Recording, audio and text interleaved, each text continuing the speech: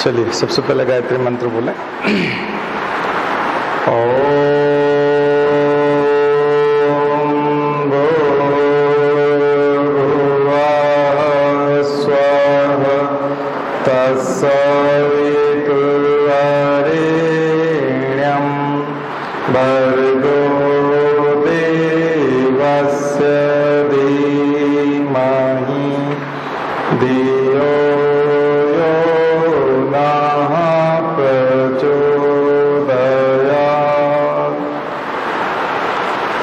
अब लगभग एक सप्ताह बचा है, आपके पास 10 दिन है और 10-12 दिन में बहुत ज़्यादा पढ़ाई तो संभव नहीं हो पाती।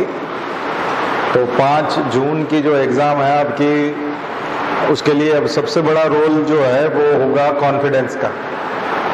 ठीक है, तो खास करके जो बॉर्डर पे हैं उनके लिए कॉन्फिडेंस वाली बात आएगी। जो अपना कॉन्फिडेंस मेंटेन कर गया वो सेलेक्ट हो जाएगा, जिसने कॉन्फिडेंस लूज कर दिया वो चला जाएगा।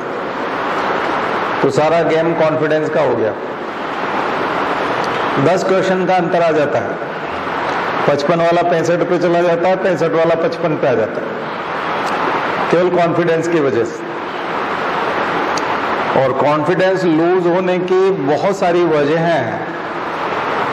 दुनिया भर में मंदी छाई हुई है, अभी अभी कोरोना से हम लोग निपटे हैं, आर्थिक स्थितियां लोगों की खराब है, तो कॉन्फिडेंस हमारा कमजोर हो जाए इसकी बहुत सारी संभावना है। ऐसे में कॉन्फिडेंस मजबूत कैसे होगा वो चारों तरफ से आपको देखना पड़ेगा। अच्छे आपको वीडियोस भी देखना पड़ेंगे। नहीं ये नहीं, वो दूसरा पीछे उसमें मिलेगा, वो डिक्की में मिलेगा पीछे। आपको अच्छे उपन्यास पढ़ने की आदत भी होनी चाहिए, अच्छी कहानियां पढ़ने की आदत होनी चाहिए, अच्छी मूवीज देख करके भी बढ़ाया जा सकता है, हमारे लेक्चर सुन के भी बढ़ाया जा सकता है। जितने ज्यादा आप हमारे पुराने लेक्चर देखोगे खास करके, उससे भी बढ़ाया जा सकता है। कई सारे उपन्यास का और उनका सार आपको उसमें मिल जाएगा। क्योंकि देखिए, कंपटीशन जिन लोगों से आपका है उनमें, उन लोगों से कंपटीशन है जिनको नॉलेज है, केवल उनसे कंपटीशन नहीं है आपका। नॉलेज के साथ साथ जिनके घर पे एसी लगा हुआ है, जिनको अच्छा कूलर मिला हुआ है, जो अच्छे कमरों में रहते हैं, जो अच्छी किताबें पढ़ते हैं, जो अच्छी मूवीज देखते हैं, जिनके पास ऑनलाइन पढ़ने की सारी सुविधाएं हैं, ऑनलाइन सिस्टम पूरा सेटअप बना हुआ उनके यहाँ 1 Gbps 500 Mbps की स्पीड आती है इंटरनेट की। लैंडलाइन से इंटरनेट जुड़ा हुआ है, ब्रॉडबैंड से जुड़ा हुआ है, विदाउट इंटरप्शन सब कुछ है। जिस किताब को देखते हैं उस किताब को ऑर्डर कर देते हैं अमेजोन पे, तीसरे दिन घर आ जाती है उनके पास। उनको ये सोचना नहीं पड़ता कि इस किताब को हम ऑर्डर करें या ना करें, ये बहुत महंगी है, ऐसा सोचना नहीं पड़ता। ऐसे लोगों से आपका कंपटीशन। तो कंपटीशन में देखिए, पढ़ाई करना, कंपटीशन की पढ़ाई करना, तो आपको चारों तरफ नजर घुमा करके पढ़ना पड़ेगा कि बाकी लोग क्या कर रहे हैं, ये भी ध्यान रखना पड़ेगा। कई लोग बोलते हैं दूसरों से तुमको क्या मतलब है। दूसरों से बहुत ज्यादा मतलब है, क्योंकि ये कंपटीशन है। आपको आंख बंद करके किसी ट्रैक पे अकेले नहीं दौड़ना है। आपको अगर रेस जीतना है तो आपके आसपास जितने भी लोग दौड़ रहे हैं, आपको पता होना चाहिए कि आपसे आगे कौन निकल सकता है, कौन कितना पीछे है। आंख बंद करके आप नहीं दौड़ सकते, आपको पता होना चाहिए। तो फिर आप कर क्या सकते हैं कंपटीशन में? तो आपके दुश्मन आपको नहीं पता, उनको हम प्रतियोगी बोलते हैं। समाजशास्त्र में उसको संघर्ष कहा जाता है, लेकिन हम उसको संघर्ष नहीं बोलते, हम क्या बोलते हैं? प्रतियोगिता।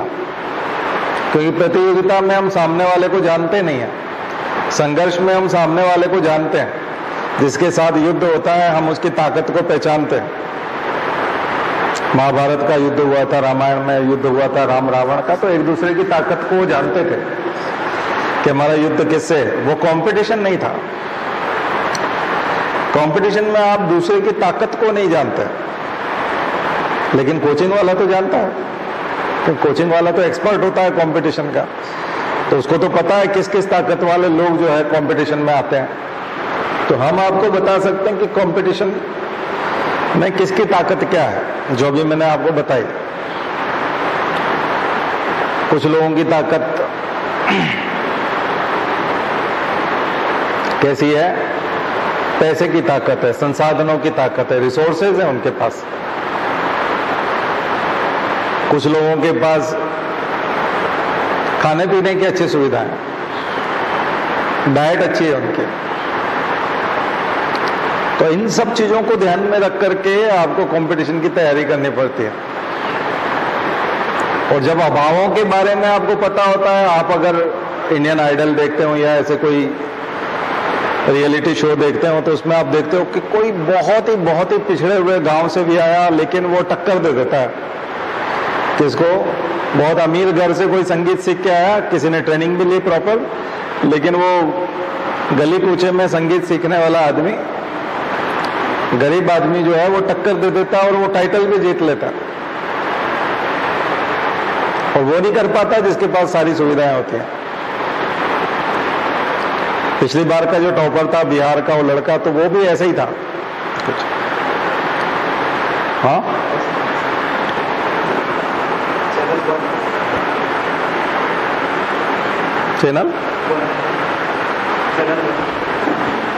चैनल बनी तो है। तुम वो वाला हेडफोन ले आओ ना अंदर से। क्यों? वो या तो जेब में होगा, उस सीट के पीछे। चैनल वन ही तो है। ये चालू है? किसका है हेडफोन? चालू है ना? हेलो, क्या दिक्कत? देख के देखो।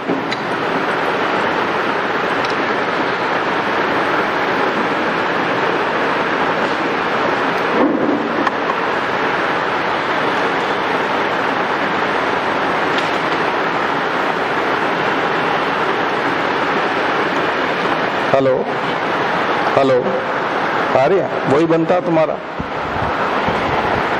कोई बात नहीं। उसको ब्रेक मत करना, काटना मत, कोई दिक्कत। ठीक है, तो ये है। तो आपको कंपटीशन में घबराना नहीं है उसमें, कि इसमें फिर हम हाथ पांव नहीं फुलाना है। हम तरीका बताएंगे ना, हम है आपके पास। हम बताएंगे कि ऐसे लोगों से कैसे निपटना है, कैसे आगे बढ़ना है। संसाधन नहीं है तो भी, पैसे नहीं है तो भी, खाना पीना अच्छा नहीं है तो भी, पढ़ाई करने का कमरा उतना अच्छा नहीं है तो भी, कैसे निकालेंगे एग्जाम। ज्यादा मोटिवेशन आता है, कई बार हवाओं में ज्यादा मोटिवेशन आता है। तो जब भाव रहते हैं तो आदमी को लगता है कि मुझे इसमें, उसको चैलेंज की तरह एक्सेप्ट करता है, चुनौती की तरह लेता है। तो आप उसको चुनौती मान सकते हैं, और चुनौती मान करके उसको जीत सकते हैं। तो कैसे क्या जीतेंगे, क्या करेंगे, रणनीति बनाएंगे, तो हम लोग थोड़ा आज इस पे ज्यादा फोकस करेंगे, क्योंकि अब 15 दिन बचे हैं, तो हम लोग ज्यादा वो नहीं कर पाएंगे। कोर्स के ऊपर ध्यान देने से बात नहीं बनेगी। हाँ, रिवीजन कैसे करेंगे वो मैं बताऊंगा आपको, कि रिवीजन कैसे करना है।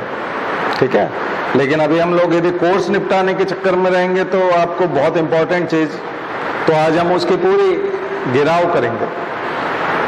ठीक है, तो कैसे करेंगे गिराव? देखो मनीष, देखना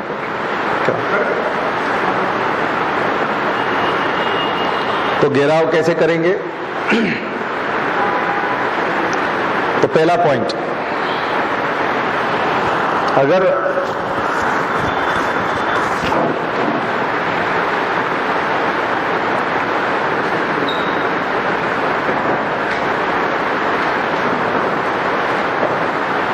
पहला पॉइंट है रिवीजन।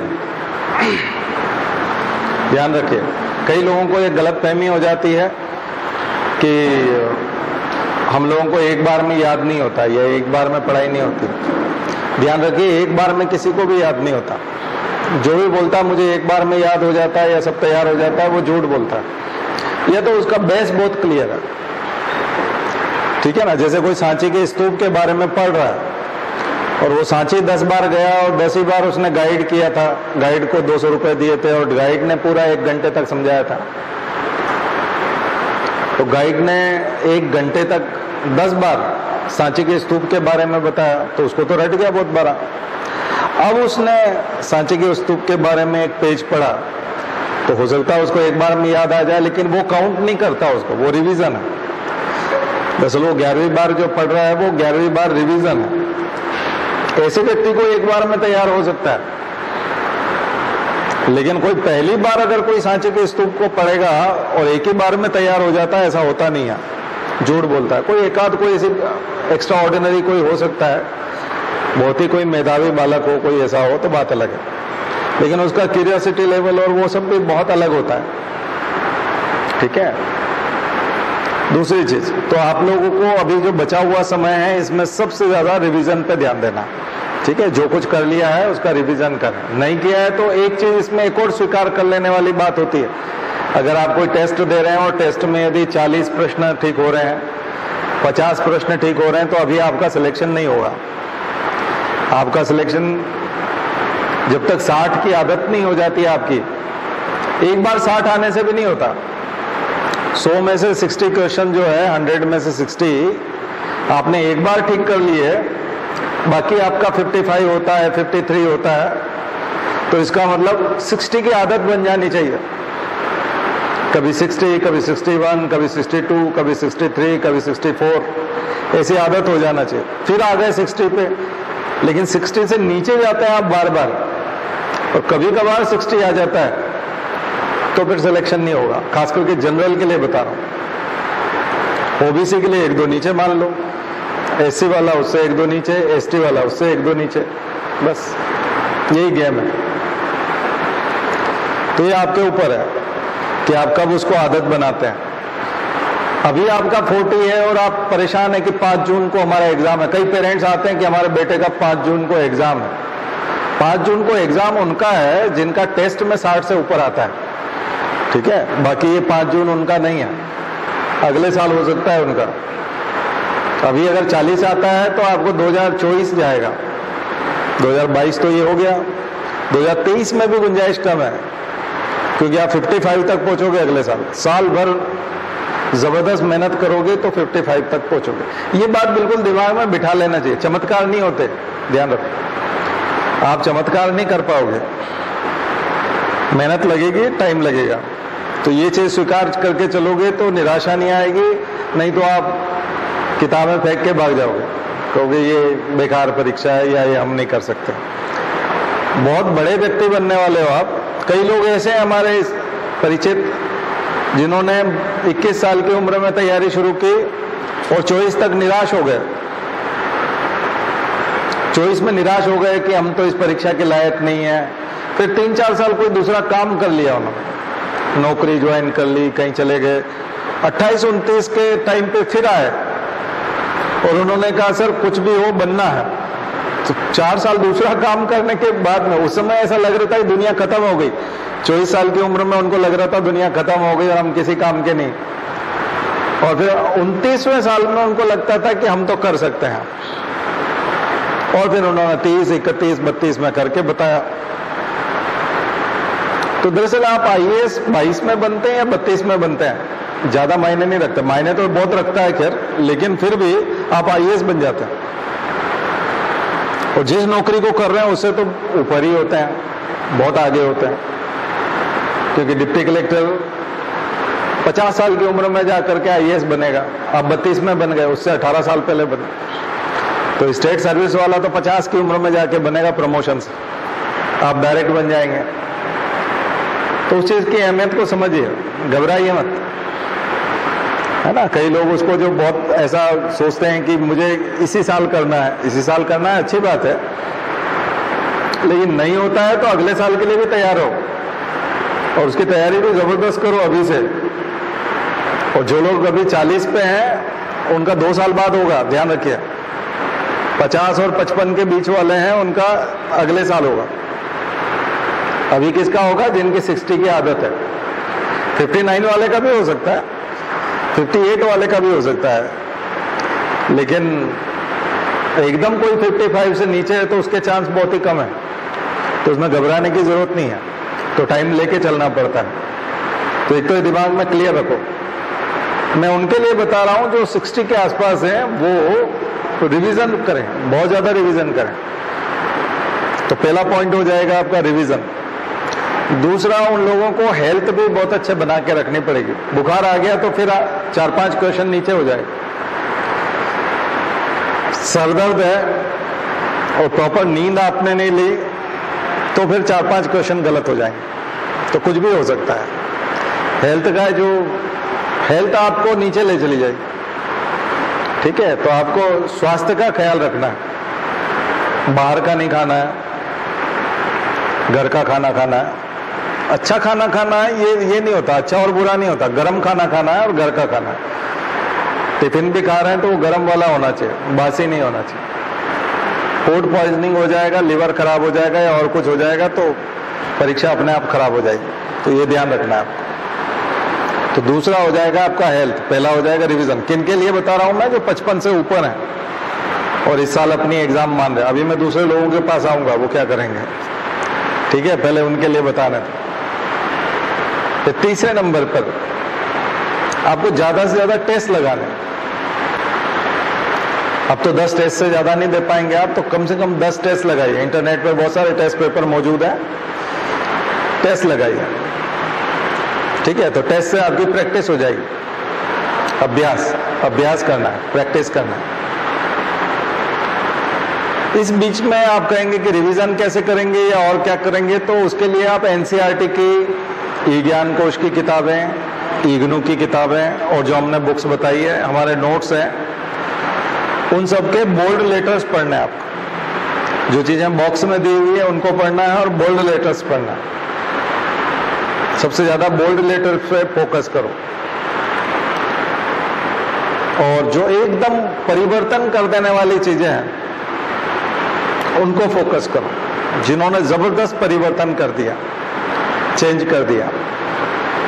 जैसे कोई चीज 2000 साल से चली आ रही थी, जैसे सती प्रथा चली आ रही थी, राजा राम मोहन राय ने एकदम से चेंज कर दिया। 2000 साल से जाति प्रथा आ रही थी, अंबेडकर ने एकदम से बदल दिया, ठीक है? तो इनके प्रश्न ज्यादा आते हैं। जो लंबे समय से कुछ चला आ रहा है और एकदम से कोई बदल देता है, उसके प्रश्न ज्यादा आते हैं। तो ऐसी चीजें पहचानना सीखो कि सबसे बड़ा बदलाव कब आया, वो आपका सिलेबस है, वहां से प्रश्न आएगा। और उसमें भी बोल्ड लेटर को आपको पढ़ना है। स्थान का नाम पूछ सकते हैं, घटना पूछ सकते हैं, व्यक्ति पूछ सकते हैं। तो व्यक्ति, घटना और स्थान, सन सामान्यतः नहीं पूछते। एमपीपीएससी वाला पूछता है, यूपीएससी वाला सन पूछने का काम नहीं करता, ध्यान रखना। वो एनालिटिकल क्वेश्चन पूछता है, एनालिटिकल पूछा। निगेटिव चीजें कम पूछी जाती, ध्यान रखिए। पॉजिटिव चीजें, जिन्होंने बदलाव किया, फायदा किया, उस समय में किसी ने देश के साथ गद्दारी की थी, उसका नाम बताइए, ये कम पूछा जाता है। देशभक्ति वाली बात पूछी जाती है। तो पॉजिटिव चीजों को रटने की कोशिश करें। कहानी में निगेटिव पात्र भी होते हैं, उनके बारे में कम पूछा जाता है, पॉजिटिव चीजों को ज्यादा पूछा जाता है। तो पूरी स्टोरी में पॉजिटिव, तो आपका रिवीजन बहुत फास्ट हो जाएगा। 300 पेज का नोट्स है, एक दिन में रिवाइज कर सकते हैं। अगर आप उसको पढ़ने की कोशिश करेंगे तो अभी आप पढ़ नहीं पाएंगे, ये बता दें। पढ़ना बहुत मुश्किल है। अगर आप सोचते हैं कि आप पढ़ लेंगे तो आप इतनी आसानी से नहीं पढ़ पाएंगे। तो पढ़ने की बात छोड़िए, अभी आप रिवाइज करिए और देखिए। अभी आपको देखना है, पढ़ना नहीं है, ठीक है? अब नोट डाउन करने का समय भी गया। इस समय में कोई भी चीज नोट करने वाली बात ना करें, क्योंकि उसमें समय बहुत लग जाएगा। अभी सिर्फ देखें चीजों को, पढ़ें और देखें, देखते हुए पढ़ना, ठीक है। तो कुछ चीजें आपको समझ में आ रही होगी अभी क्या करना है शॉर्ट में। इस समय में कोई भी लंबा नॉवेल नहीं उठाना है, इस समय किसी मूवी में नहीं जाना है। मोटिवेशन इन लोगों को अंदर अपने अंदर से ही आपकी जो पढ़ाई हो गई है, जिससे कि आप टेस्ट लगाएंगे और 59 क्वेश्चन ठीक हुए, 62 ठीक हुए, वो जो है भाई ऊर्जा का काम करेगा, अलग से और कोई मोटिवेशन बाहर से नहीं आएगा, ऊर्जा उसी में से आएगी। उसी ऊर्जा को यूटिलाइज करें, किसी भी दूसरे के कहने में विश्वास न करें। आपके बारे में कोई दूसरा कोई घोषणा नहीं कर सकता, ना ही बता सकता, किसी को कुछ नहीं पता। आपकी ताकत सिर्फ आपको पता है और वो हम बताएंगे, आप हमारे से विश्लेषण करा सकते हैं, बाहर कोई नहीं बता पाएगा। इसके लिए वो अपना दिमाग खराब ना करें किसी से भी बातचीत करके, अनावश्यक परेशान ना हो। चीजें समझ में आई आपको? तो क्या क्या सावधानी रखना है, डूज और डोंट्स समझ में आ गए कि नहीं? क्या नहीं करना है और क्या करना है। अभी लिखने से बचना है, नोट्स बनाने से बचना है, क्योंकि अब ये लंबे समय लॉन्ग टर्म तैयारी जो होती है 1 साल की, परीक्षा के 1 महीने पहले नोट्स नहीं बनाए जाते, ध्यान रखें।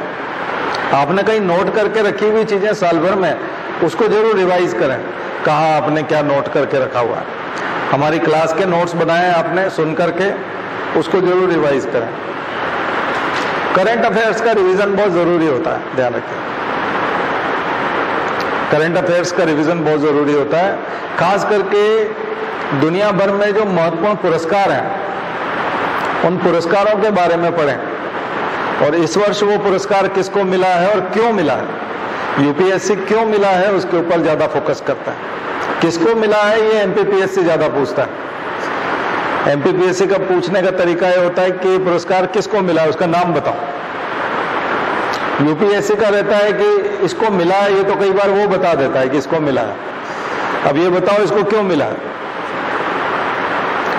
तो दोनों में अंतर है। किसी किताब के लिए किसी को पुरस्कार मिला है तो उस किताब में क्या है, एक पैराग्राफ में विकिपीडिया में जाके पढ़ो उसके बारे में कि इस किताब का मतलब क्या है, क्या लिखा गया है इसमें, क्यों फेमस है ये किताब और प्राइज क्यों मिला इस किताब को, ऐसा क्या है। ठीक है, तो ये आपको वहां देखने को मिल जाएगा, उसका पूरा प्लॉट मिल जाएगा। नॉवल है तो नॉवल का प्लॉट मिल जाएगा कि नॉवल किसके ऊपर है। तो आज मैं जो आपको होमवर्क दे रहा हूं वो थोड़ा सा डिफरेंट है, क्योंकि हम सप्ताह में यहाँ केवल 2 दिन क्लास लेते हैं और 1.5 घंटा करीब क्लास चलती है, तो इसमें बहुत ज्यादा नहीं बताया जा सकता। लेकिन पूरे सप्ताह आप क्या करेंगे और किस प्रकार से तैयारी करेंगे ये बताया जा सकता है। ठीक है, तो आप लोग 1 दिन का समय तो इसको दें, दुनिया भर के महत्वपूर्ण पुरस्कारों की लिस्ट बनाएं, जैसे कि बुकर पुरस्कार की बात हम लोग करते हैं, पुलित्जर पुरस्कार की बात करते हैं। फिर व्यक्तियों के पुरस्कार जो प्राइज होल्डर हैं, जिनको प्राइज मिला है उनके नाम लिखा ले, खास करके 2021-22 में किसको मिला है, तो कारण लिखें किसको मिला है तो क्यों मिला है, और फिर उसका प्लॉट देखें कहानी का कि ये है क्या कहानी, क्यों मिला है, क्या लिखा है। तब आप देखेंगे कि कोई बहुत बड़ा आइडिया निकल करके आता है। और ये आइडिया है, ये यूनिवर्सल आइडिया, दुनिया भर के कॉन्स्टिट्यूशन इसी आधार पे बने हुए हैं, यूनाइटेड नेशन इसी आधार पे चलता है और दुनिया भर की राजनीति उसी के आधार पे घूमती है और वो पॉजिटिव है, इसलिए उस दिशा में जाया जाता है। आप सोशल मीडिया पे देखेंगे तो बड़ा नकारात्मक माहौल है, तो नकारात्मक माहौल में कोई नहीं जी सकता।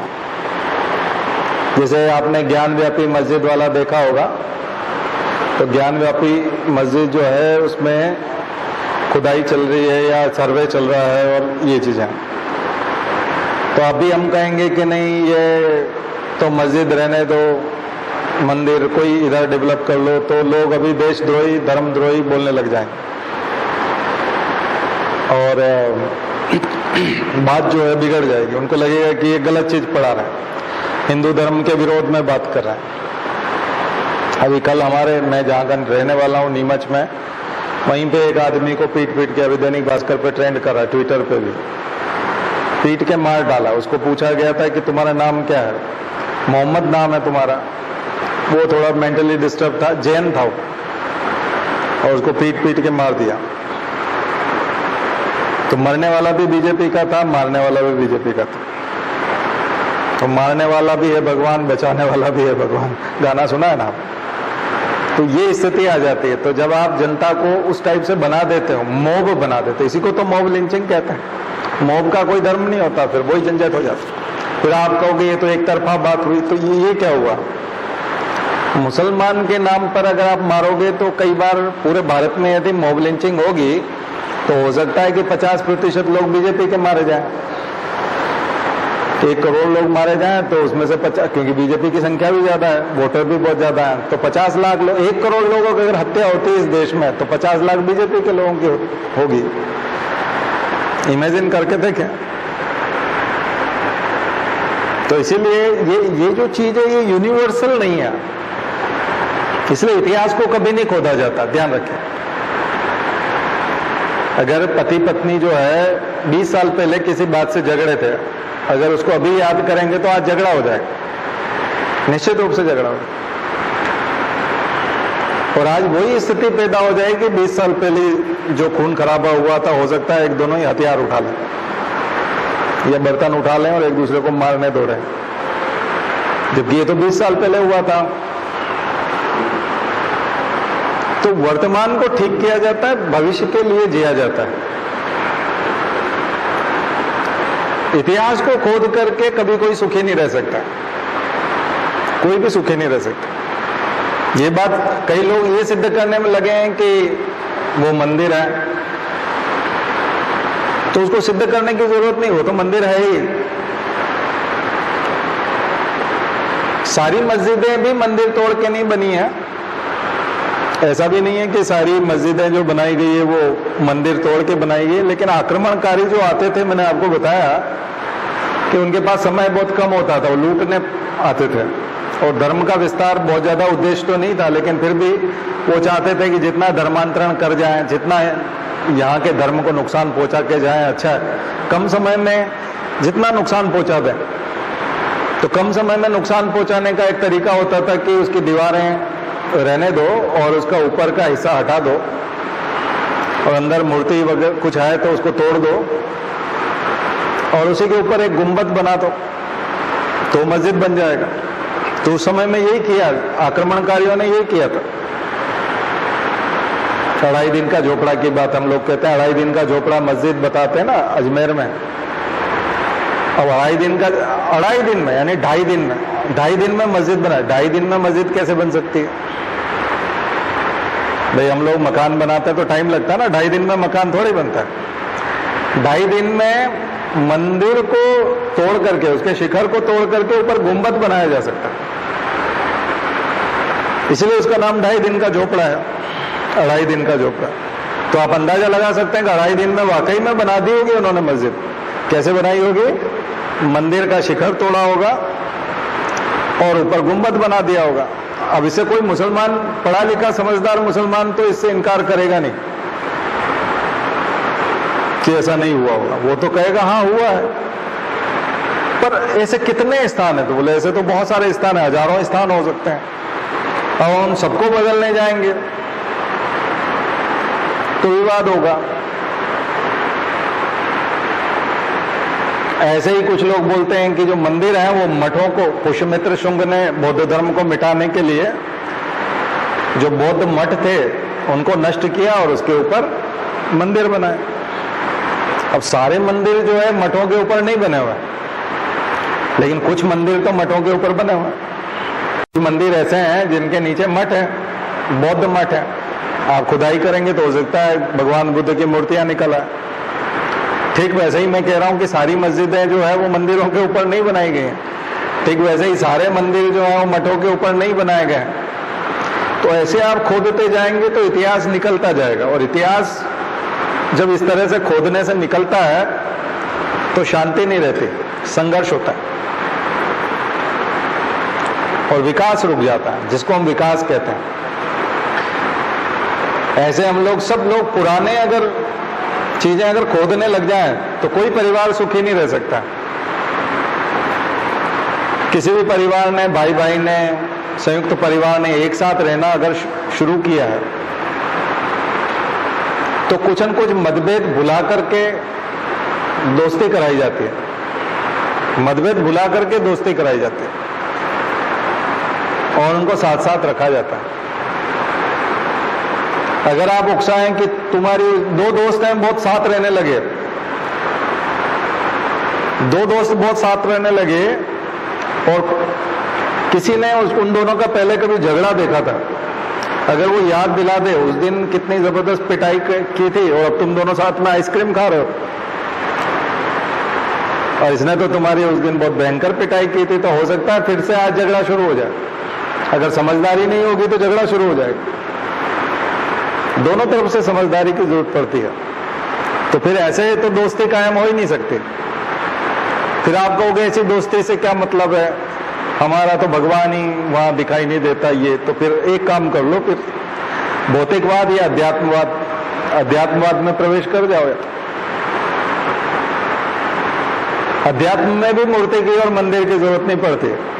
आर्य समाज नहीं मानता, खुद विवेकानंद उतना महत्व नहीं देते, वेदांत की शिक्षा नहीं देती, शंकराचार्य की शिक्षा नहीं देती, कबीर की शिक्षा नहीं देती। भावनाओं में भगवान होते हैं। तो हमारे हिंदू धर्म का 60% पार्ट वेदांत है, अध्यात्म है, अद्वैतवाद है। शंकराचार्य और स्वामी विवेकानंद के विचारों पर जुड़ा हुआ है। ये सब चीजें तो स्वामी विवेकानंद के समय में भी थी, लेकिन उन्होंने कभी नहीं कहा कि हमारा धर्म श्रेष्ठ है, ये मैं बताऊं और हम धर्मस्थलों को मुक्त कराएंगे, क्योंकि वो इस तरह की बात ही नहीं करते थे। गीता भी इस प्रकार की बात नहीं करते। तो फिर ये बात करते कौन लोग हैं? ये बात कम पढ़े लिखे, कम समझदार लोग करते हैं। जो धार्मिक लोग हैं वो करते हैं, आध्यात्मिक लोग नहीं करते। स्वामी विवेकानंद, दयानंद सरस्वती, ये सब आध्यात्मिक लोग हैं। और जो मॉडर्न फिलोसॉफिकल लोग हैं, जो खास करके जिनको हम भौतिकवादी कहते हैं, विज्ञान को जो लोग मानते हैं, वो तो फिर कतई नहीं करते। तो संख्या बहुत कम है, लेकिन उन्माद फैलाया जाएगा और धर्मांधता फैलाई जाएगी तो संख्या बहुत बढ़ जाएगी। तो फिर क्या किया जाए? हम ताकतवर बन गए हैं, अब हमारी सरकार आ गई तो क्या हम न करें? तो जितना आप हिस्ट्री को खोदोगे, जितना आप इतिहास को खोदोगे, उतना निराशा, दुख, तिरस्कार, कष्ट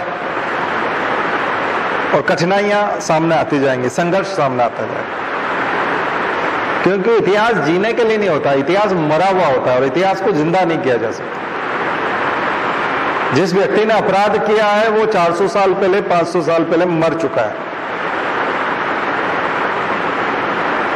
तो इतिहास से सबक लिया जा सकता है वर्तमान, और वर्तमान को संवारा जा सकता है और भविष्य के लिए सोचा जा सकता है।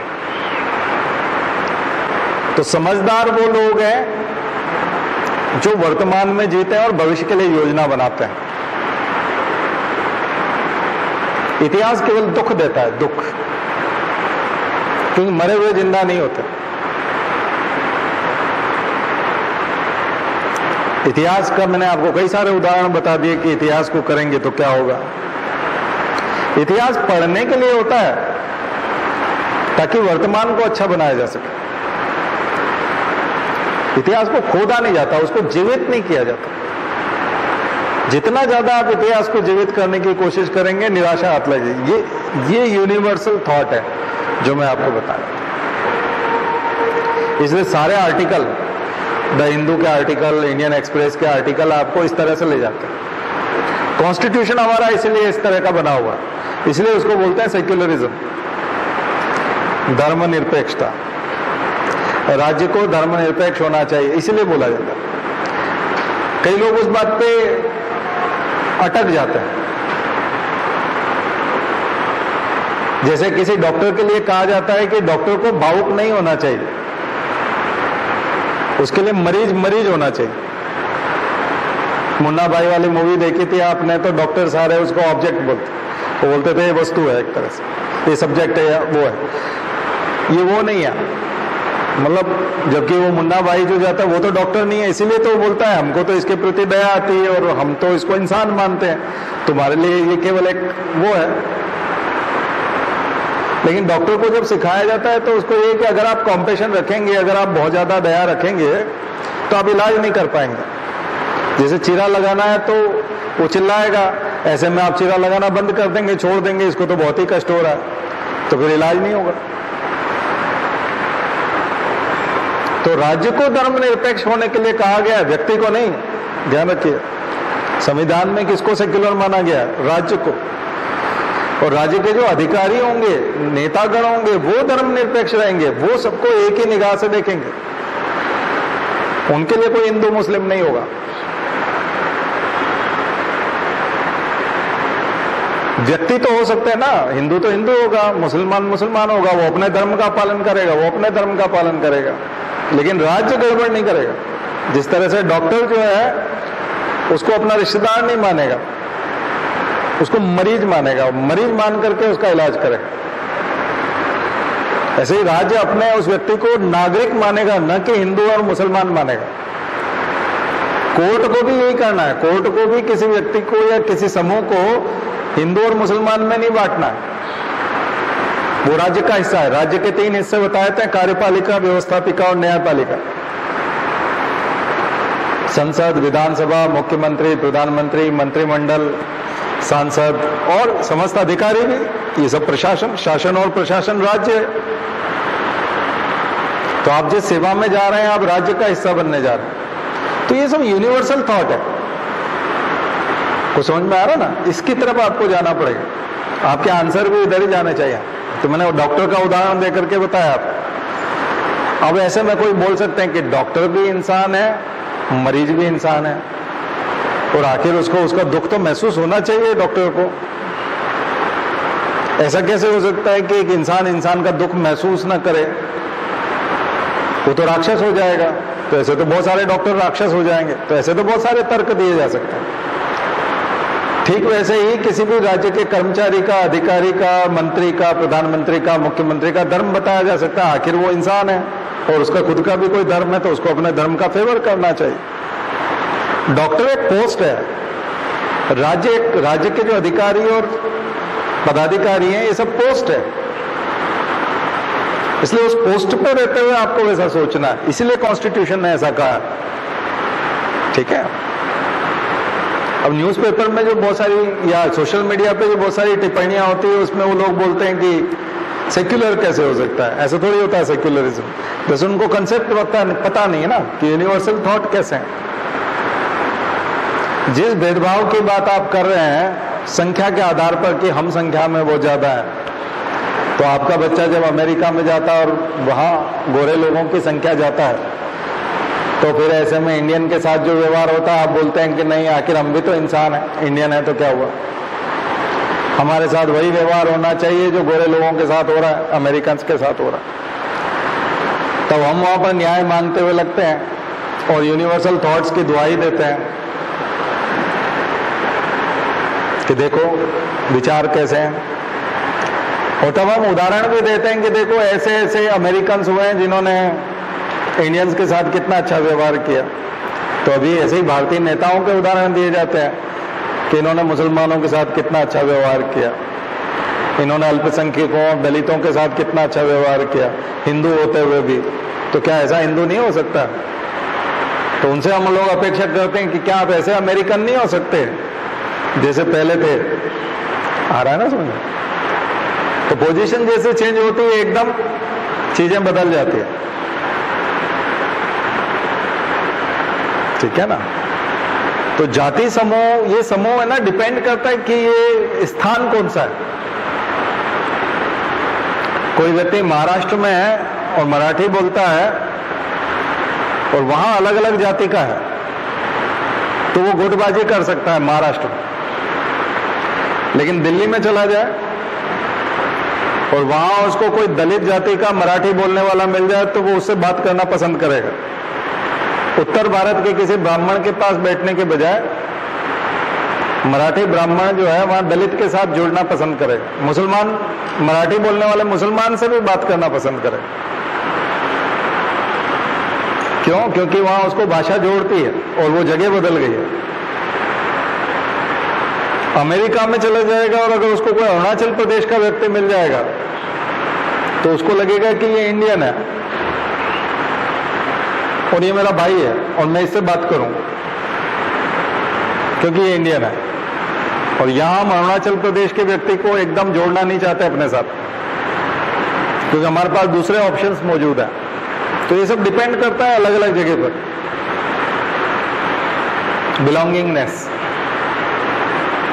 इसलिए वो राइटर बोलते हैं कि क्रिकेट हमको सबसे ज्यादा जोड़ता है, जाति और धर्म से भी ज्यादा क्रिकेट जोड़ता है।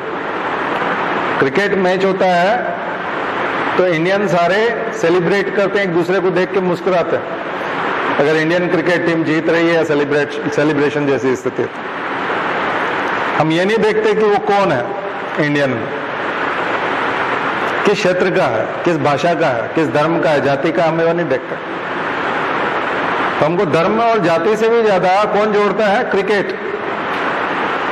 क्रिकेट में ज्यादा अपनापन। यूरोप में फुटबॉल जोड़ता है आपस में। बिलोंगिंगनेस, अपनेपन की भावना किससे आती है? तो ये यथार्थ है, ये यूनिवर्सल थॉट्स हैं। तो आपकी पढ़ाई का हिस्सा इनके इर्द गिर्द घूमना चाहिए और आपकी पढ़ाई इस तरह से होती है। बाकी तो सब कुकुर मुत्ते की तरह ही आते जाते रहेंगे, नई नई विचारधाराएं आएंगी जाएंगी, बिखरेंगी, टूटेंगी, बहुत सारी चीजें होंगी। आप जिंदगी में 30 साल 35 साल IAS रहोगे, आपके करियर में ऐसे ढेरों लोग आएंगे जाएंगे, न जाने कितने नेता आएंगे जाएंगे, पता नहीं कौन कौन सी सरकारें आएंगी। संजय गांधी का जब समय था, इंदिरा गांधी और संजय गांधी का इमरजेंसी वाला, तब कांग्रेस की जो आलोचना होती थी और जो लेवल था, आज राजीव गांधी की पुण्यतिथि है, तो राजीव गांधी तो बड़े सॉफ्ट स्पोकन और बहुत ही अलग प्रकार के नेता थे। 46 साल की उम्र में डेथ भी हो गई। यानी मैं खुद 49 साल में रन कर रहा हूं, मेरे से भी 3 साल छोटे थे वो, तब उनकी डेथ हो गई थी। ठीक है, तो इससे अंदाजा लगा सकते हो कितना कम समय मिला था उसको राजनीति करने का और वो सब। लेकिन उनके जो छोटे भाई थे संजय गांधी, बड़ा आक्रामक नेता थे। उस समय में जो भी पढ़ा लिखा बुद्धिजीवी आदमी अखबार में आर्टिकल लिखता था, वो सब संजय गांधी के अगेंस्ट होते थे, इंदिरा गांधी के अगेंस्ट होते थे, क्योंकि तानाशाही थी, डिक्टेटरशिप, दादागिरी चलती थी यूथ कांग्रेस की। और यूथ कांग्रेस की इतनी भयंकर दादागिरी थी कि वो विलेन थे अखबारों के लिए, इंडियन एक्सप्रेस के लिए, द हिंदू के लिए, सबके लिए विलेन थे। इसलिए उन्होंने रेडियो पे और समाचार पत्र पे और सब पे इमरजेंसी लगा दी थी। कोई भी न्यूज उनकी इच्छा के बिना नहीं छपती थी। सबसे पहले संजय गांधी देखते थे, फिर उसकी छपाई होती थी। प्रिंटिंग करने से पहले संजय गांधी के पास भेजना पड़ता था। और संजय गांधी कोई भी अथॉरिटी नहीं थे, प्रधानमंत्री का लड़का था बस, और युवा कांग्रेस का अध्यक्ष था, युवा कांग्रेस का अध्यक्ष था। ये हमारे जितने भी प्रधानमंत्री हैं, शिवराज सिंह चौहान, मोदी, ये सब उसके पीड़ित लोग हैं। सबने डंडे खाए, रात रात भर इनको हवालात में बंद रखा गया, एक महीने तक इनको मारा गया, बहुत बेरहमी से पीटा गया, रात भर पीटा गया। इसलिए वो किसी कीमत पे वो कांग्रेस मुक्त चाहते ही चाहते हैं, क्योंकि वो क्या आपके कहने से नहीं होता ना, उन्होंने तो झेला है। उसको कहा जाता है काला अध्याय, लोकतंत्र का काला अध्याय, इमरजेंसी, और वो सब था।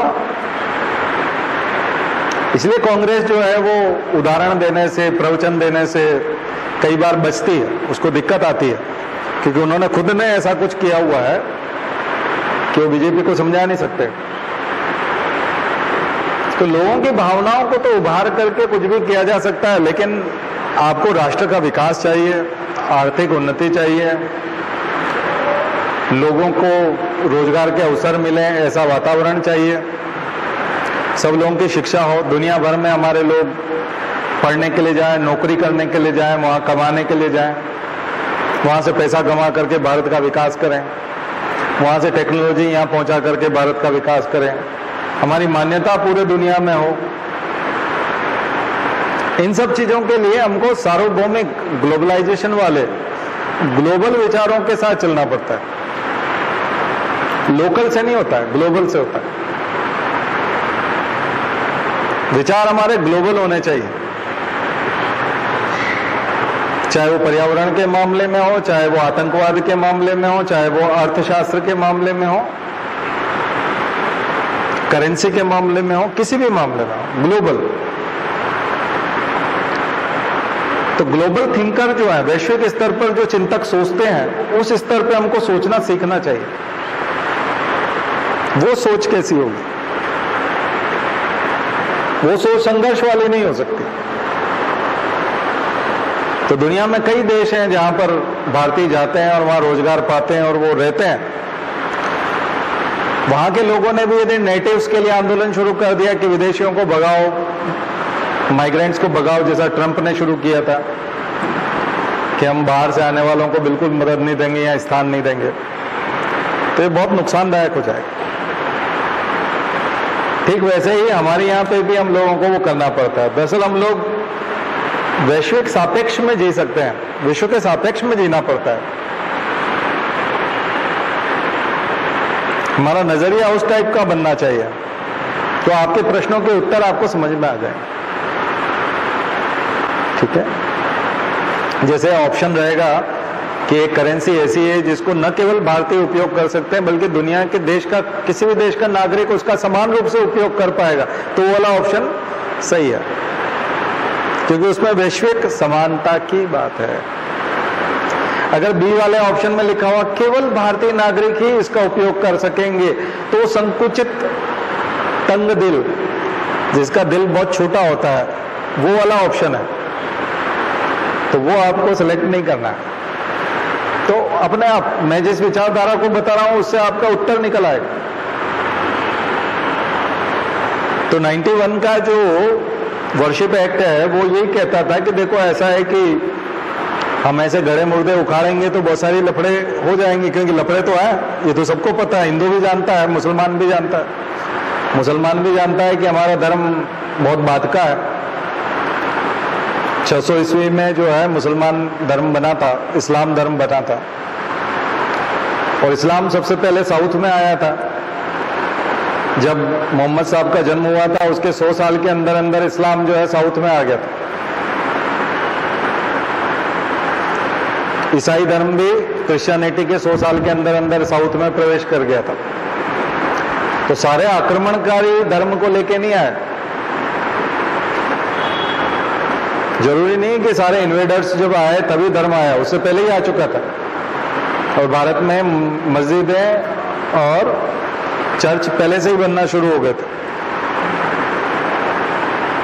लेकिन अगर आप भावुकता से चलेंगे तो फिर संघर्ष होगा, और संघर्ष होगा तो उसमें विनाश होगा। जैसा आप यूक्रेन देख रहे हैं, जैसा आपने बगदाद देखा, इराक देखा, तो हम स्टोन एज में चले जाते हैं। वही कि हमारी एक आंख फूटे पर दूसरे की दोनों आंख फूटनी चाहिए, तो आप देखोगे कि सभी जो है फिर एक आंख वाले होंगे, बहुत सारे लोग, और बहुत सारे लोग दोनों आंख फूटी है तो अंधे होंगे, और अधिकांश लोगों की एक आंख फूटी होगी, फिर दोनों आंखें वाले तो कोई बचेंगे नहीं ना। तो ऐसी दुनिया भी किस काम की? क्योंकि जब आप बदला लेने पे उतारू होंगे तो फिर विध्वंस ही विध्वंस रहेगा। फिर आप कहेंगे नहीं हम ताकत से दबा देंगे, तो दूसरे लोग ताकत हथियाने का प्रयास करेंगे, उसमें आतंकवाद फैलेगा, विदेशी एजेंसियों को मौका मिलेगा। विदेशी एजेंसियों को तभी मौका मिलता है जब आप ऐसा प्रयास करते हो। किसी के साथ थोड़ा बहुत भेदभाव होता है, जैसे 4 भाई हैं और 3 भाई के पास बाइक है और एक भाई के पास साइकिल है, तो पड़ोसियों को मौका मिल जाता है भड़काने का कि तुम्हारे 3 भाई जो हैं उनके पास बाइक है और तुम्हारे पास साइकिल है, तुमको समझ में नहीं आता, तुम्हारा शोषण हो रहा है। तो बोलता है हाँ ये बात तो मैंने सोचा नहीं, वाकई में मेरा तो शोषण हो रहा है। तो उससे फूट शुरू हो जाती। फिर उसको कहते हैं हम तुमको सबक सिखाने का एक तरीका बताते हैं, या हम बताते हैं तुम्हारे पास बाइक कैसे आएगी, तुम कोर्ट में कुछ लगा दो बंटवारे का ये वो, या फिर तुम जहर मिला दो अपने भाई के खाने में। तो ये तमाशा शुरू हो जाता है। तो आतंकवाद इस तरह से प्रवेश करता है, मौका मिलता है। तो विदेशी एजेंसियां भी चुपचाप नहीं बैठेंगी, और जो अभाव में जिएंगे और प्रताड़ित महसूस करेंगे वो आसानी से चक्कर में आ जाएंगे। अभी क्यों नहीं आते? अभी क्योंकि भड़काते हैं, उसके पास बाइक है, चारों के पास बाइक है। सामने वाला भड़काता तो बोले तुम रहने दो, मुझे मालूम है तुम भड़का रहे हो, बाइक है मेरे पास, और तुम अपना ज्ञान अपने पास रखो। तो इतनी आसानी से जो है वो वनरेबल नहीं होता। तभी तो मुशर्रफ बोल गए थे कि भारत में दलितों के साथ अच्छा व्यवहार नहीं होता, उनको हैंडपंप पे पानी भी नहीं भरने दिया जाता। तो पाकिस्तान के राष्ट्रपति को ये सब बोलने की जरूरत क्या पड़ गई कि हिंदू जो है अपने दलित लोगों से अच्छा व्यवहार नहीं करते? तो वाकई में कई गांवों में वो पानी भरने वाले स्थान पे नहीं पहुंच पाते दलित, अगर पहुंचते हैं तो उनकी पिटाई होती है। तो पाकिस्तान के राष्ट्रपति को ये मौका मिल गया था ना बोलने का। तो आप यदि ऐसी कोई भी हरकत करेंगे, ऐसा कोई भी माहौल बनाएंगे, तो दुनिया भर की चीजें इंट्रूजन के लिए तैयार है, अस्थिर करने के लिए तैयार है। दुनिया भर की बहुत सारी ताकतें इस फिराक में बैठी हैं, गिद्ध की तरह बिल्कुल दृष्टि लगा के बैठी हैं कि जैसे ही हमको मौका मिलेगा हम झपट्टा मारेंगे। तो ये मौका तो आप ही देते हो। तो ये चीजें समझने की है। मैंने बहुत ही एक मतलब फ्यूचरिस्टिक एक अलग ही प्रकार का फोरसाइटेड मैंने आपको बता दिया कि आगे जाकर के आपको किस प्रकार का दृष्टिकोण सपोर्ट करना है, चाहे वो न्यूज़पेपर के माध्यम से आप पढ़ें तब भी, और चाहे आप अपना पेपर देते समय ऑप्शन निकालें तब भी आप उसको सपोर्ट करेंगे। यही बात इंटरव्यू में बोलनी है आपको, यही बात मेंस के आंसर में लिखनी है। ये तो नहीं लिख सकते ना, पिछड़ी बात तो नहीं लिख सकते, पिछड़ी हुई बात तो नहीं लिख सकते। इसलिए पढ़ाई आपको बहुत आगे की तरफ ले जाती है, एनलाइटन करती है, और धर्म के भी उस हिस्से में ले जाती है जिसे अध्यात्म कहते हैं, खुला दिमाग, कुंद दिमाग नहीं कहते, वो कुंद दिमाग है। और ये हर युग में रहा है। राजा राम मोहन राय के समय में भी राधाकांत देव थे जो स्टेटस को चाहते थे, यथास्थिति चाहते थे। वो बोलते नहीं महिलाएं जलाई जानी चाहिए, पति उसका मर जाए तो हम उसको जलाते हैं, उसमें दिक्कत क्या है, आपको क्या दिक्कत है? अंग्रेजों से बोलते थे वो, अगर हम अपनी महिला जला रहे हैं तो आपको क्या दिक्कत है, आप अपना काम करो।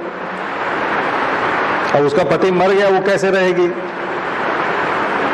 हम अंतिम संस्कार में उसके साथ उसको जला देते हैं, आपको क्या तकलीफ है? तो ऐसा बोलने वाले तो हर जगह मिल जाएंगे। 1820 में भी थे। लेकिन राजा राम मोहन राय जब बहुत दिनों बाद घर आए थे तो उन्होंने देखा कि उनका भाई की खबर मिली थी, भाई मर गया। तो उन्होंने पूछा कि भौजी कहाँ है, भाभी तो दिखाई नहीं दे रही।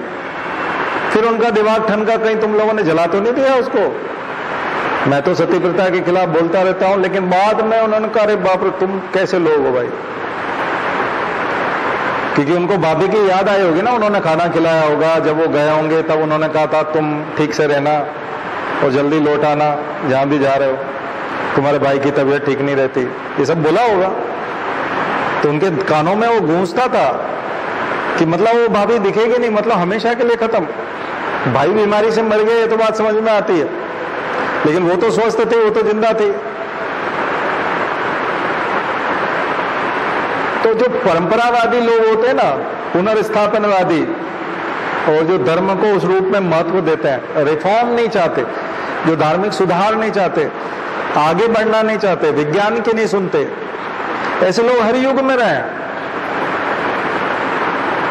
और बड़े समूह में रहे।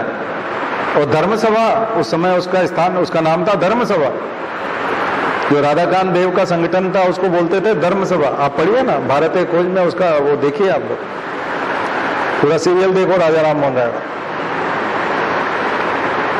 और पूरे दावे से वो व्यक्ति कहता था, लेकिन राजा राम मोहन राय लड़े, ब्रिटेन गए, ब्रिटेन की संसद तक बात पहुंचाई और विलियम बेंटिक से मिलके सती प्रथा को गैरकानूनी बनाया। हालांकि उसके बाद तक चलता रहा, 50 साल तक संघर्ष होता रहा।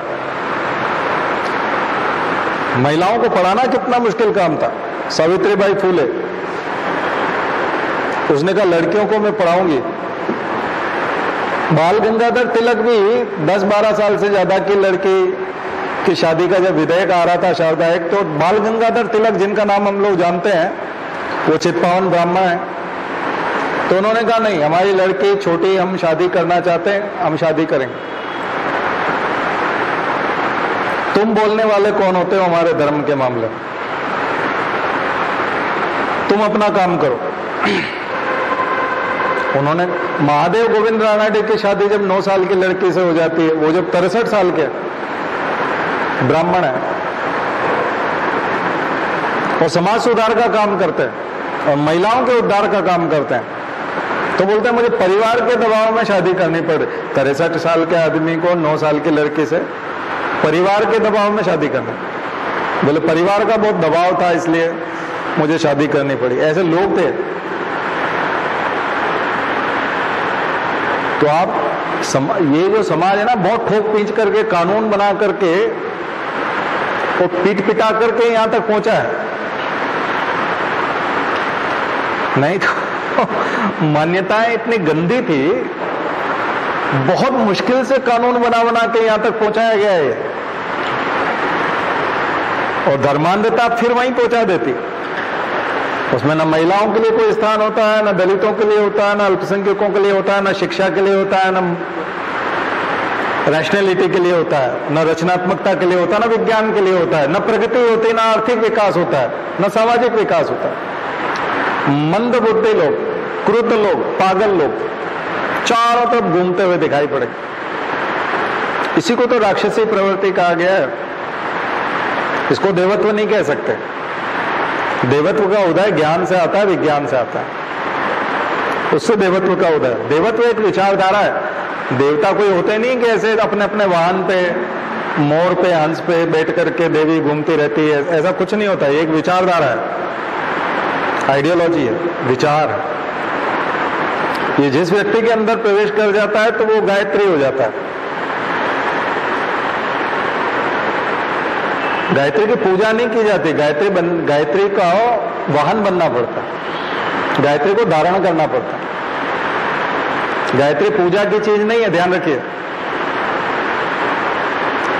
गायत्री को धारण करना पड़ता है अपने अंदर। और गायत्री कब धारण होती है? जब आप हंस बन जाते हैं, जब आप में अकल आ जाती है कि क्या सही है क्या गलत है। दूध का दूध, पानी का पानी। हंस क्या कर देता है? दूध का दूध कर देता, पानी का पानी कर देता। मतलब क्या है इसका? सही क्या है और गलत क्या है। सही को सही कहना, गलत को गलत कहना। ये चीज विकसित हो जाती है जिस व्यक्ति में, उसमें गायत्री आ जाती है। हंस पे ही तो बैठती है गायत्री, तो उसके लिए हंस बनना पड़ता, निर्मल बनना पड़ता। सफेद रंग का बनने का मतलब, सफेद रंग का मतलब यही है, निश्चल, निर्मल, साफ, एकदम साफ। आ गया समझ? तो मैं अभी तक जितनी भी बात बता रहा था वो हंस के गुण है। किसके गुण है? हंस के। और जब आप हंस बन जाते हैं तो ईश्वर आपके ऊपर बैठ जाता है, गायत्री बैठ जाती है। आप कहोगे तो फिर ऐसी कोई देवी नहीं है जो हंस पे बैठती है और घूमती फिरती है और हम अगर जाप करें तो आके वरदान दे जाए। नहीं, ऐसी कोई देवी नहीं है। ये गप है, ये पौराणिक गप है। ऐसी कोई देवी नहीं होती, ना ऐसा कोई भगवान होता है। भगवान एक विचारधारा का नाम है, आइडियोलॉजी है। भगवान सद्विचारों का समुच्चय है। जितने सद्गुण हैं और जितने अच्छे विचार हैं वो इकट्ठा करके एक जगह पे रख दिया जाए तो उसको भगवान कहते हैं। और वो व्यक्ति में आने चाहिए, नागरिकों में आने चाहिए। जिन देश के नागरिकों में ये गुण होंगे वहां देवत्व आ जाएगा, वो देश बहुत विकसित हो जाएगा। उसी को बोलते हैं देवत्व का उदय। मनुष्य में देवत्व का उदय होता है और धरती पर स्वर्ग का अवतरण। और जब मनुष्य में देवत्व का उदय हो जाता है तो ये धरती स्वर्ग। आप मर करके कभी स्वर्ग में नहीं जाएंगे, ध्यान रखिए। मर करके पता नहीं कहाँ जाता है, किसी ने आज तक नहीं बताया। हम लोग उसको स्वर्ग ही बोलते हैं। मर करके आप कहाँ जाएंगे ये पता नहीं, लेकिन जीते जी आपको स्वर्ग में रहना आना चाहिए। समझदारी के साथ आप रहेंगे, ईमानदारी के साथ रहेंगे, जिम्मेदारी के साथ रहेंगे, बहादुरी के साथ रहेंगे, तो आप स्वर्ग में रह रहे। यही स्वर्ग है। यही धरती को ही स्वर्ग बनाना पड़ता है और अपने आप को देवता बनाना पड़ता है, और गायत्री को धारण करना पड़ता है। ये मुसलमान को भी धारण करनी पड़ती है। सद्बुद्धि, अकल, अकल मुसलमान को भी चाहिए, नहीं तो आत्महत्या वो भी कर लेगा। तो आपको बचाता है, विनाश से बचाती है। तो गायत्री विनाश से बचाती है, सद्बुद्धि विनाश से बचाती है। तो ईसाई को भी जरूरत है, सिख को भी जरूरत है, मुसलमान को भी जरूरत है। इसलिए गायत्री जो है वो सेक्युलर है, नाम गायत्री दे दिया, लेकिन ये एक आइडियोलॉजी है, विचार है। और गुरुजन ने लिखा है कि गायत्री ब्राह्मण की कामधेनु है, तो ब्राह्मण की कामधेनु का मतलब ब्राह्मण जाति नहीं है।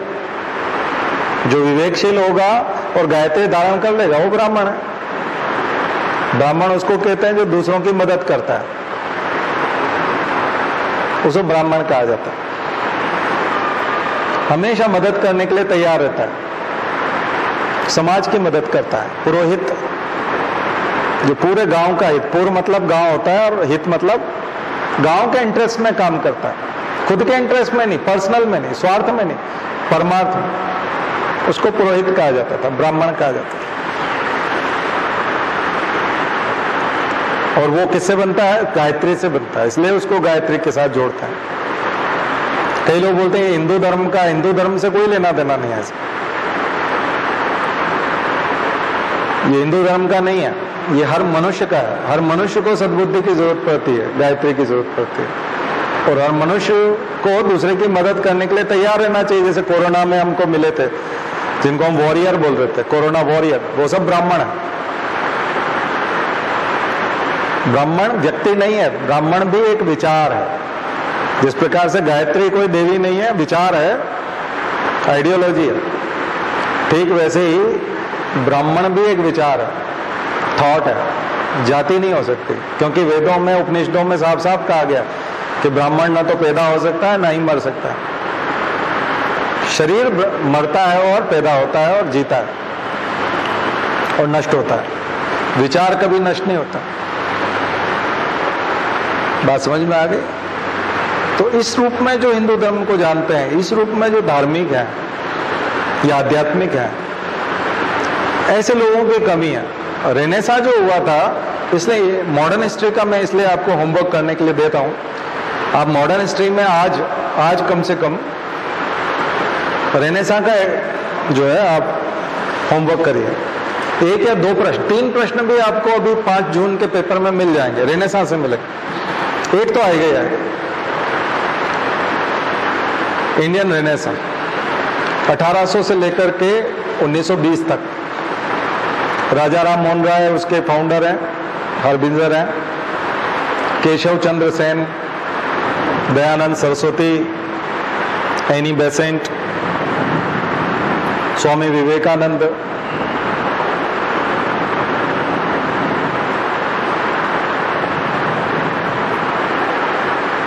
हेनरी विवियन डेरोजियो,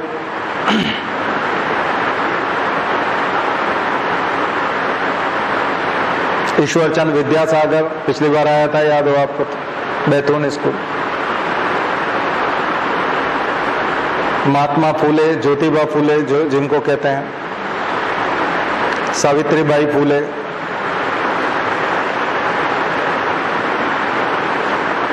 साउथ के भी, दक्षिण भारत के आंदोलन, पंजाब के आंदोलन, सिख समाज वाले, सुधार आंदोलन, धर्म सुधार आंदोलन। रेनेसा को एक और वर्ड यूज किया जा सकता है, रिलीजियस रिफॉर्म्स, धार्मिक सुधार आंदोलन।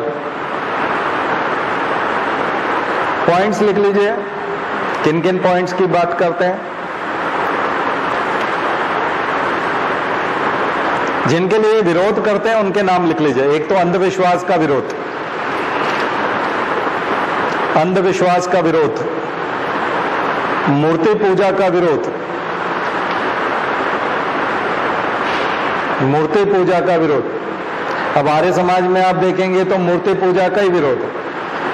विवेकानंद भी बहुत ज्यादा समर्थक नहीं है मूर्ति पूजा के, मना भी नहीं करते हो मूर्ति पूजा करने से, लेकिन समर्थक भी नहीं है, क्योंकि वेदांत बिल्कुल अलग चीज है। शंकराचार्य खुद मूर्ति पूजा के समर्थक नहीं है, उन्हीं की मूर्ति बन रही है, क्योंकि वो अद्वैत की बात करते हैं। अद्वैत का मतलब भी सेक्युलरिज्म है, ध्यान रखिए, दूसरा कोई नहीं। साईं बाबा भी यही कहते थे, सबका मालिक एक। गुरु नानक देव भी यही कहते थे। अब उन्हीं साईं बाबा का मंदिर हटाने की बात शंकराचार्य करते रहते कि अब साईं बाबा का मंदिर हटाओ। साईं बाबा क्या कहते थे, सबका मालिक एक। तो सेक्युलरिज्म है, बात खत्म, सब एक है।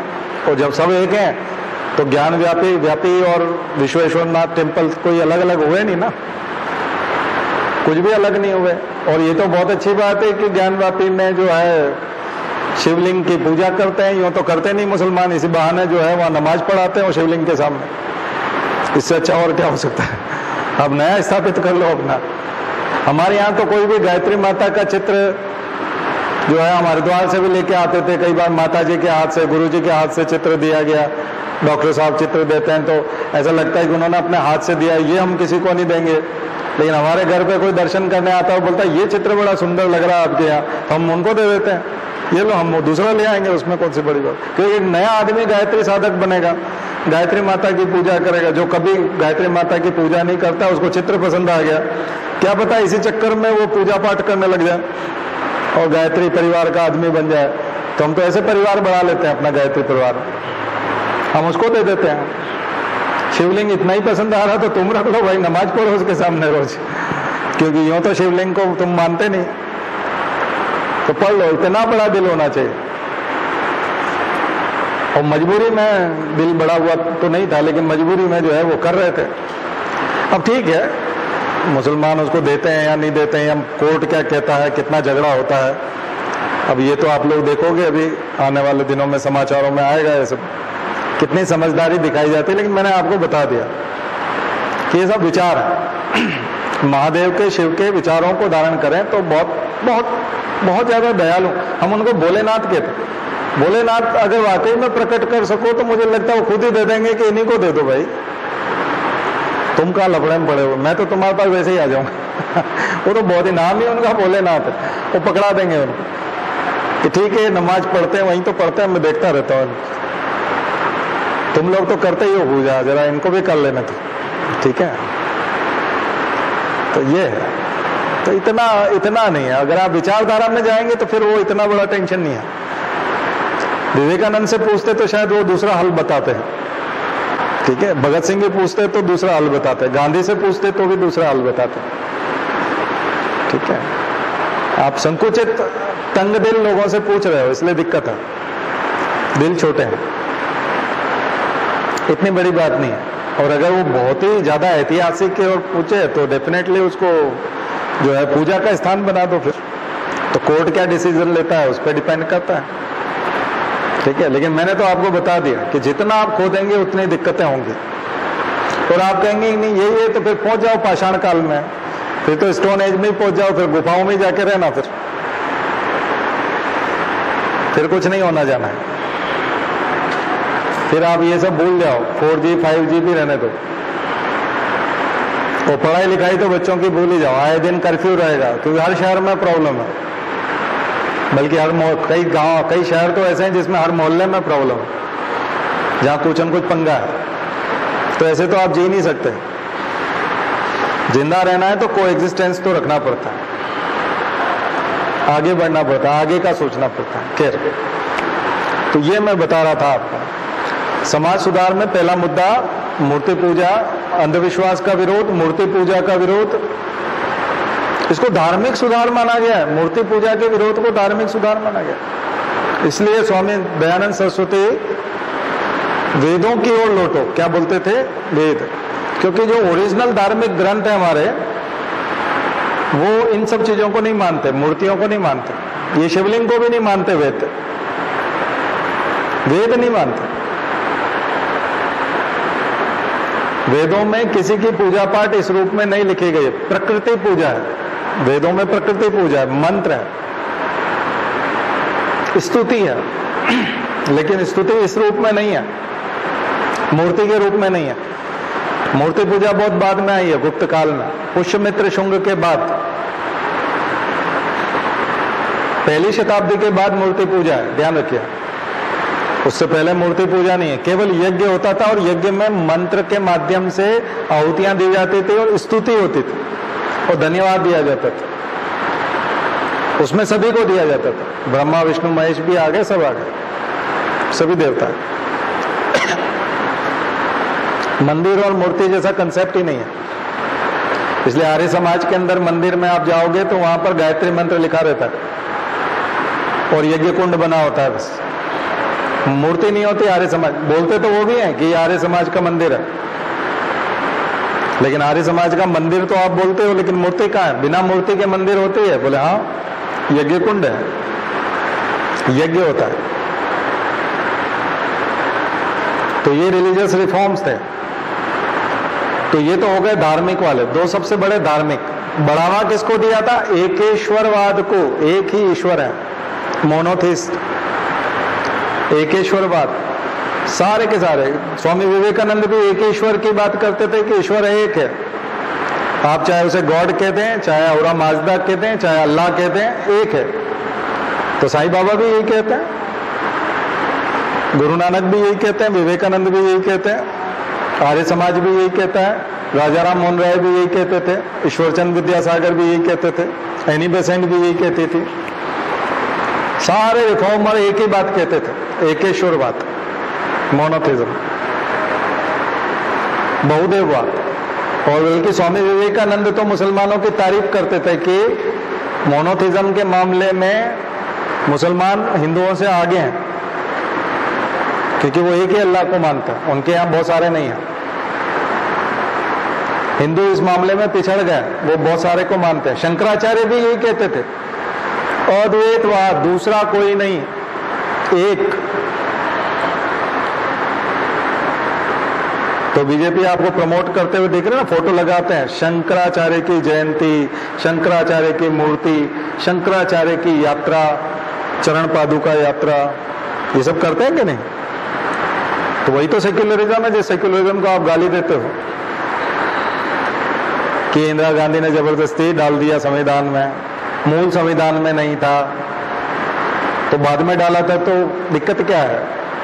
शंकराचार्य को ही तो रखा है, गुरु नानक को ही तो रखा है, ये जो मैंने जितने नाम लिए अभी समाज सुधारक, इन्हीं की बात को तो रखा है, और क्या किया? पर इससे फिर दिक्कत आती है, राजनीति करने में दिक्कत आती है। तो सेक्युलरिज्म यहीं से निकला है। तो मैं यूनिवर्सल थॉट की तरफ आपको ले जा रहा हूं, खास करके इंडियन कॉन्स्टिट्यूशन वहां ऑलरेडी है, वहां पर वो पहले से है, ठीक है। अब सामाजिक प्रथाएं ले लो, ये धार्मिक वाला मामला हो गया, अब सामाजिक वाली ले लो। उस समय में सती प्रथा थी, उसका विरोध सभी ने किया। जाति प्रथा थी, उसका विरोध सभी ने किया, अभी भी ये जाति प्रथा। सती प्रथा विलुप्त हुई है, लेकिन जाति प्रथा अभी भी। बहु विवाह था, पॉलीगेमी, उसका विरोध किया।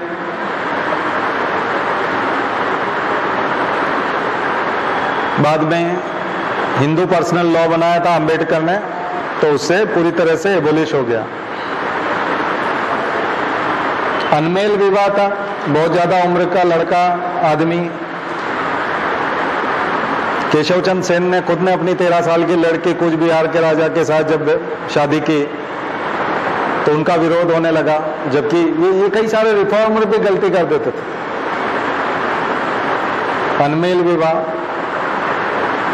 कन्यावध, फीमेल इन्फेंटिसाइड, फिटिसाइड नहीं था, कन्या भ्रूण हत्या नहीं, कन्या शिशु हत्या।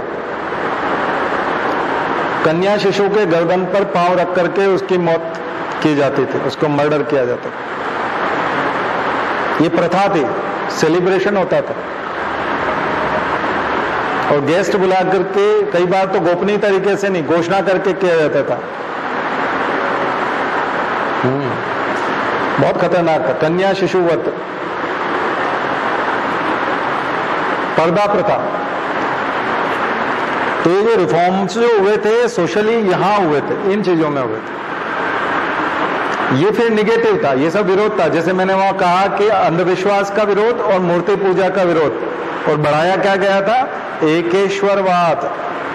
ठीक वैसे ही यहां पर बढ़ावा किसको मिला था? स्त्री शिक्षा, फीमेल एजुकेशन, महिलाओं को संपत्ति में अधिकार, न केवल एजुकेशन बल्कि संपत्ति में अधिकार।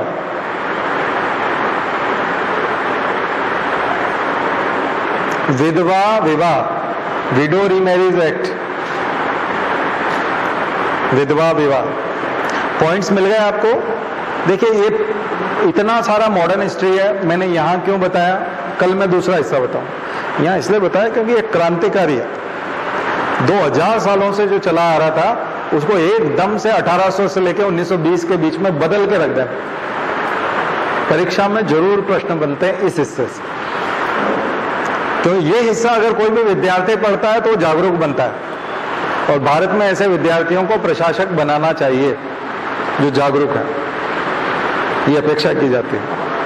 इसलिए इस हिस्से से प्रश्न बनते हैं। कभी कभी 1 बनेगा, 5 तक बन सकते हैं, 1 से लेकर 5 तक। 1 तो आएगा ही आएगा। तो आप इसका रिवीजन करो। आपको जैसे मैंने इन्वॉल्वमेंट बताया था वैसे ये भी एक अपने आप में बहुत फायदेमंद है। ठीक है, तो मुझे लगता है आज काफी है होमवर्क।